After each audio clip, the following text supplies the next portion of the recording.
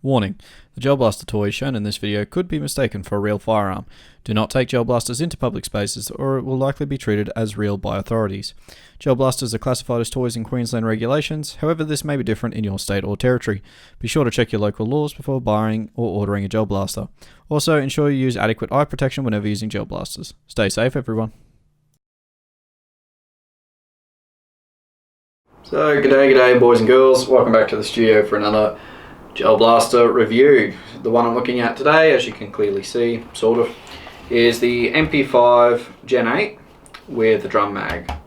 So yeah, this is one that came out a little while ago. It's an upgrade from the original MP5, so I believe this is actually a V2.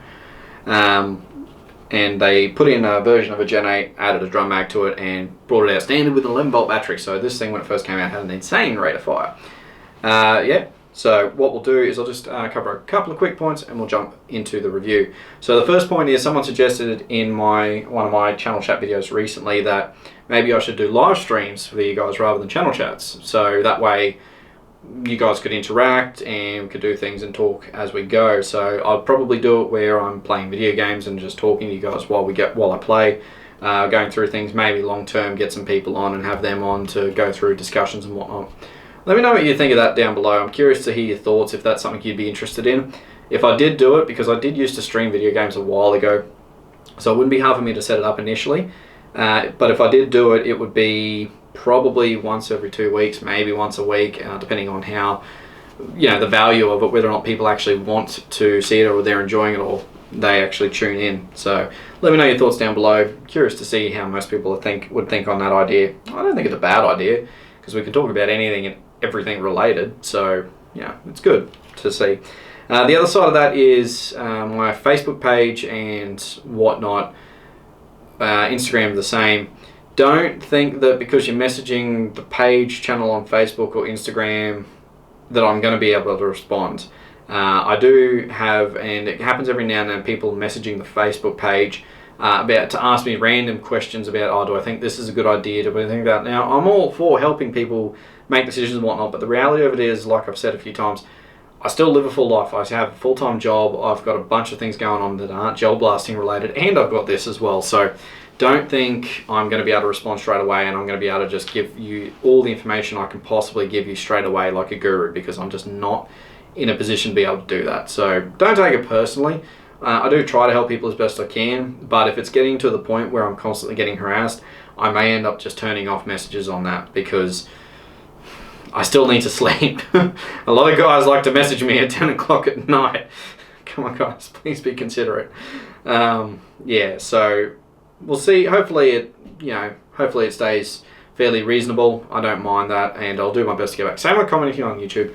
I do try to respond to people as quick as I can. Keep in mind there might be a gap of a couple of days before I actually get the chance to respond. It's not that I haven't seen your comment or your message. It's just that I haven't had the chance to respond. I do occasionally get a smart ass comment, which I just don't really feel like engaging with, because the reality of it is, like I've mentioned, I don't have the interest in dealing with people who are going to be smart asses. Fortunately, that's only really been, once, twice, maybe 3 times since I've really started doing this now. I consider that to be a massive plus, so I'm glad that the majority of you are actually really cool. But yeah, if you're going to be a smart ass, don't think that I'm going to respond, because I don't have time for arguments. Happy to be wrong, happy to be proven wrong, and I've been proven wrong several times. I accept that. But yeah, so just keep that in mind when you're commenting. I try to keep things civil, because if I'm going to get abuse or going to get just idiocy from people, I'm not going to respond, and that would be really a shame, because I know a lot of people do like that engagement. But anyway, we'll jump straight into it now. I'm going to start at the back end of this one, and something else. I'm going to continue using this as my close cam because it seems to be convenient. Let me know what you think down below. I might actually start swapping over to this for a while. But anyway, the reason I'm starting at the back is because I want to show you the buttstock and what's going on with the battery compartment, and then I'll reassemble it. Now, your battery compartment is in the back just here. I do have a battery currently sticking in there because I've actually already done your accuracy test and everything. This is the battery I've been using. It is an 11 volt battery. It's a small brick type. It comes with a similar style battery as standard, and it does have your standard black JST connection. The reason why I'm doing this is because with that battery I couldn't get the buttstock on properly without the risk of really forcing and potentially damaging something. So I will just quickly show you the reassembly on that one. So there's no battery in it now. I've already done all the testing, so it's fine. Spoiler alert. Now, it is pretty straightforward. This is the back panel that sits on the back of the blaster. And this pin is what actually holds it. It goes through there, through the bottom of there, which you can't see because of the light. Let's see if I can get it around. Through the bottom of there. So yeah, so I'll just quickly reassemble that. It is fairly straightforward. A little annoying, but I mean, in the grand scheme of things, it's not difficult by any stretch. Literally just a push pin, push it in, and we're done. So yeah, that's the buttstock assembled. Now, on to the rest of the blaster. Incredibly plastic. Be forewarned, this is incredibly plastic, incredibly toyish. It does not feel nice necessarily to hold.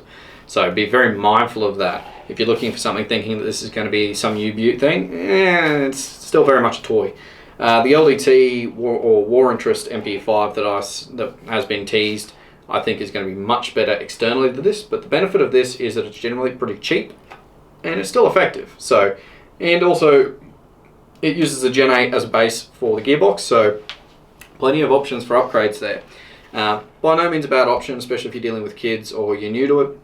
Entirely reasonable. Now, back buttstock, it does have a little extendable section here. You just got to pull this little lever on the bottom over towards the left hand side, and you can slide that out. And it has a few different options there, so you can actually get this pretty good. Cheek rests, it's pretty average.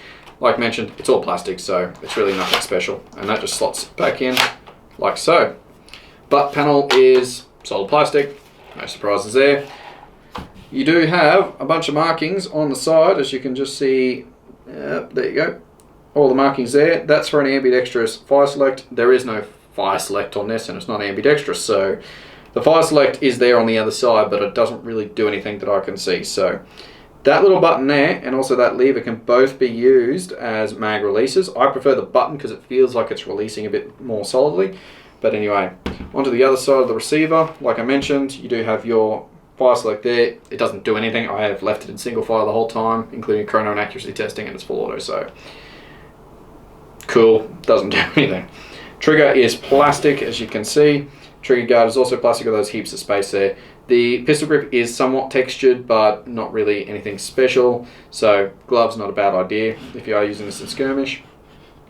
And along the top you do have a couple of little mouldings, nothing special, but on the back here you've got the rear of the HK signature iron sight, which uses that angled cylinder. Now it is facing the wrong way because it's meant to be, there we go, it's meant to be facing like that, and you would line up that gap with the front of the front pillar sight. But anyway, you do also have the section here where you can get a little handle for the charging handle, and it does actually have a mag prime when you pull that all the way back. You can lock it up as well. I don't recommend doing the MP5 slap though, as it's known, because you're just going to break that. So be forewarned.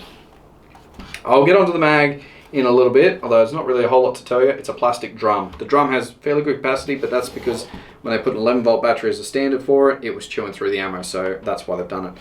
I'll just do it now. It is automatic, so there is a motor in the bottom of that. Don't go tipping water in it.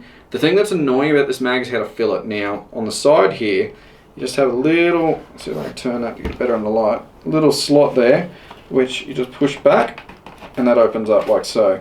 And that's all you've got to fill it in.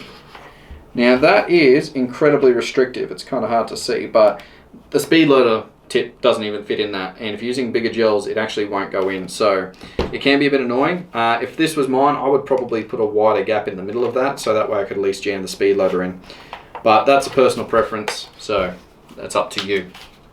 Front hand grip is, say it with me, fully plastic. There's nothing special about it. Doesn't even feel necessarily all that strong. It's fine to grip onto, but I wouldn't go relying on it like anything. And on the front, like I mentioned previously, you got that pillar sight. You do also have a sling attachment here to go with the one at the back, which is on the bit that disconnects, so be mindful of that. And you do have a muzzle brake device here, which, as you can imagine, doesn't really do anything. Mini flash hider. And plastic barrel, which starts about here in the outer barrel, so it is a fairly short barrel. Be very mindful of that. And that's about it. Like, there really isn't a lot to tell you about this one. It's very straightforward, it's very basic, it's very simple. By no means does it seem to be a bad option, especially for kids or, again, budget entry-level stuff, or something for a bit of fun. I wouldn't mind one that's slightly modified to be reliable with a 7.4 watt battery and a hop up. I think it'd be good, but either way, let's have a look at the chrono test and the accuracy testing. We'll get into that final thoughts. Rightio, so MP5 with Gen 8 and the drum. I do have an 11 volt battery in there, as I do also for the accuracy testing that you'll see shortly. Something to note, that because of the battery I've got, it's not the one it comes with, I have to leave the buttstock off, but that's normally where the battery would go, so that's why that's like that. Anyway, let's see what she's doing.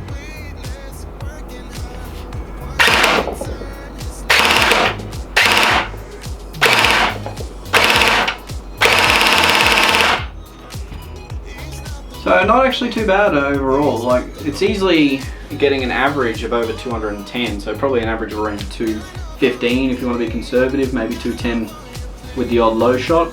That's not too bad considering it's quite a short barrel. It is a Gen 8 too, which means it is a pretty good base for upgrades. The actual rounds per minute is, sorry, rounds per second. Should be rounds per second? Where is it? Where are you? Sorry, rounds a minute. 1043.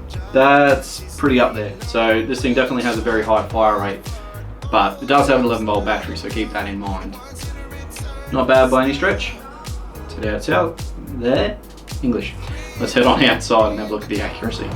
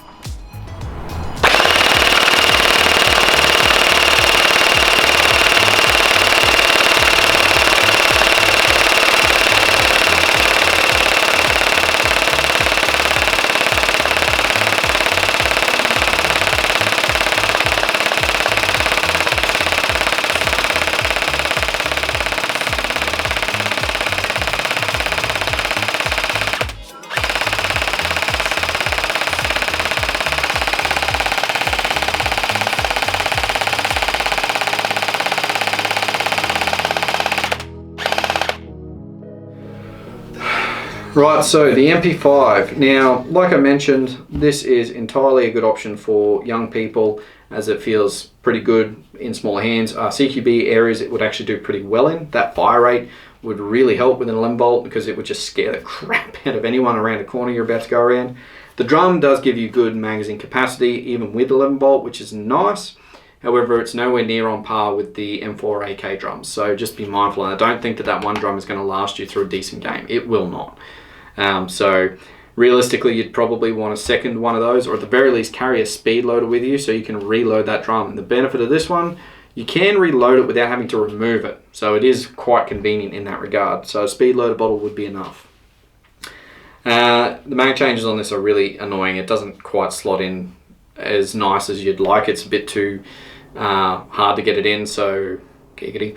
And the other problem with that, meaning that if you have multiples of them, it can be annoying. You might drop them and break them as they are, once again, very plastic.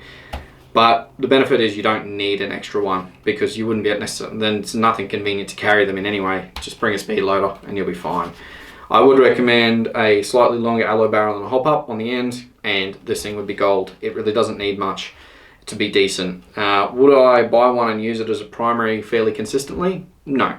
Would I do it once or twice every now and then for fun? Yeah, probably. I'm not really the biggest fan of this version of the MP5. I don't necessarily like the angled foregrip, and the buttstock, yeah, not necessarily the biggest fan. Some MP5s like the K I do like, and I'll probably try and get one of the new LD War Interest MP5s because I don't mind the MP5 as a shape, but this particular one, it's not my cup of tea, is the way to realistically put it. Definitely not a bad option though. If you do want one, like I said, if you want one for a younger kid, if you want one for a very specific CQB field, or you want one that's relatively cheap, that's not a bad option for modifying, because like I said, Gen 8, plenty of options for modifying Gen 8s. This is not going to do you bad. Not going to do you bad. There you go. This won't do you as a bad choice. It's definitely not a bad choice, especially in the cases of, like I've just mentioned. So there are those options there.